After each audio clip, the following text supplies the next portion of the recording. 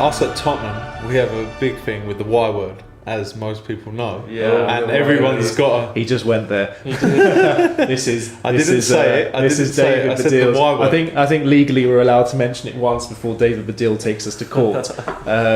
This is the hot debate now. In fact, it got so heated that Spurs fans made up another chant based around, and I'll say it now: enjoy this while it lasts. The whole Yid Army chant.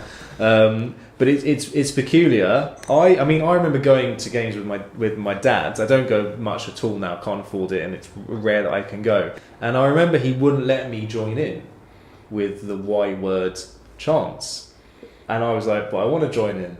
And he said, "No, you can't." And I asked him why not. He said, "Because your grandfather, his dad, used to take him, and he would never do it." And he explained to me that when it started, there was a lot of malice to it. There was racial hatred to it back in like the 50s or 60s.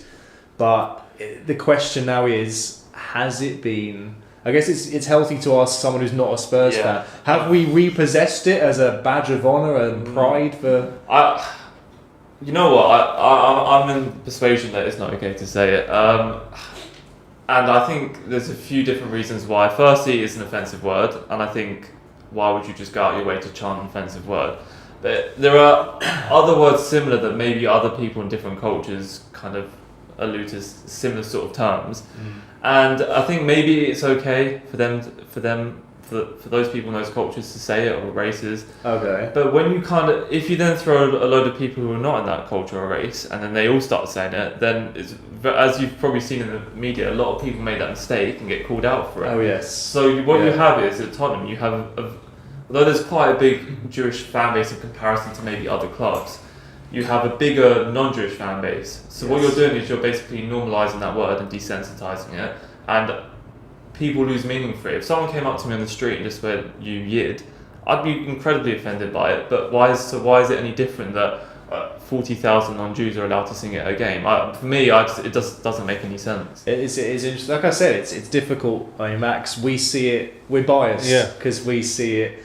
I mean, if you just translate the word into English, it just means. I mean, Yid is just Yiddish for Jew. Like Yiddish is Yiddish for Jewish. Yeah. That whole Illuminati confirmed. Yiddish is Jewish in Yiddish. So, like when you're standing there at the new Tottenham Hotspur Stadium, whatever you're supposed to call it, that small thing they built, and you're saying the thing I love most is being. You're saying the thing I love most is being a Jew. So you understand, you're saying it's okay if Jews are singing that, but it gets a bit peculiar. Max, I mean, what's your experience? If you stand there singing it, you're saying I love being a Jew. Yeah, and I do. And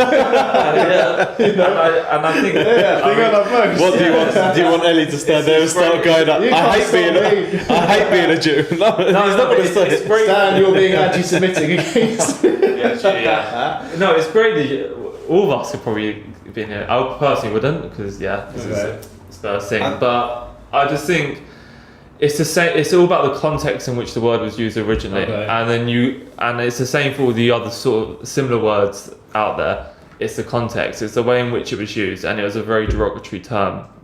But I think it's been flipped now to be a positive from the fact no one in the Spurs stadium is saying it with a hatred and a passion. It's sort of a flip on what it was to make it, but some people think it provokes other fan bases to that's the whole David Baddiel whole argument, and it's a good thing, but it's also there's an irony that a lot of this pressure is coming from Chelsea, and they definitely, I mean, from my experience going to Spurs games, there's only been 3 opposition clubs where I've felt really threatened. That's Chelsea, West Ham and Man City, calling you all out on camera, and I don't care. West Ham and City surprised me because there's no beef between City and Spurs. West Ham and Chelsea there is. And a lot of it's coming from Chelsea, and their main argument, Baddiel's main argument is really what Stan's saying, is if you normalise it, then people who are using it for the wrong reasons will be like, oh well, they're okay using it, so are we. Why? But they don't use the Y word, if you like. They'll say they take it to the next sort of level. Yeah.